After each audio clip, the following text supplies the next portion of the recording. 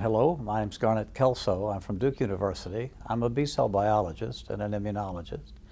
I'm at the Pittsburgh AAI meeting, and I brought several of my students and postdocs with me to talk about their work and to sort of continue the history of the laboratory in coming to this annual meeting. The reason that brought me into immunology is that I grew up on a farm and I went to a regional university, a Southern Methodist University in Dallas, and became very interested in population genetics and did well enough so that I was accepted at Harvard University basically to study population genetics. And the only problem, as it turns out, is that you actually have to be a good mathematician to do real population genetics, and I'm not, and I never became a good population geneticist, and was sort of devastated. But the aha moment that came to me was when I asked my advisors,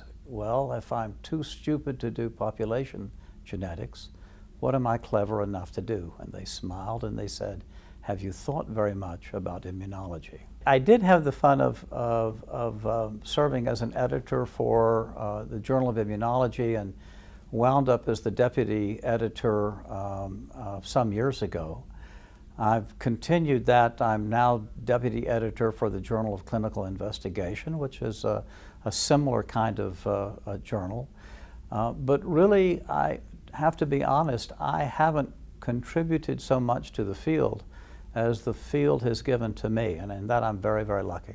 So the advances that my laboratory have contributed to is basically, and surprisingly enough, in the population genetics of B lymphocytes. Our laboratory, in collaboration with the Riefsky laboratory in Germany, was the first to demonstrate somatic hypermutation of B cells within germinal centers, and to demonstrate the parameters of selection and affinity maturation by somatic Darwinian evolution in these histologic structures. Doing science is I guess unless you're not an astronaut, is one of the few jobs in which you can actually see a new part of nature that no one else has seen before. And occasionally, several times, I guess, during my career, I've had the great fortune to see a little bit of nature that had never been seen for the very first time, and that's a terrific feeling. The most important thing about immunology is seeing people united in really searching for answers to questions of science and therapy and medicine. The most important thing is that we work together for the goal of learning about nature. What will I learn from the conference this year? I never know. That's the fun of coming to the AAI.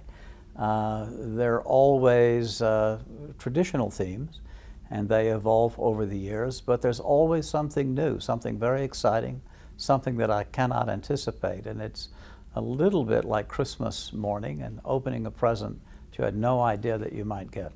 What I get most from this meeting each year is a sense of annual excitement, a chance to see old friends and to learn about their work, and it sort of refreshes me. I feel really good about being back and seeing what the future is going to be.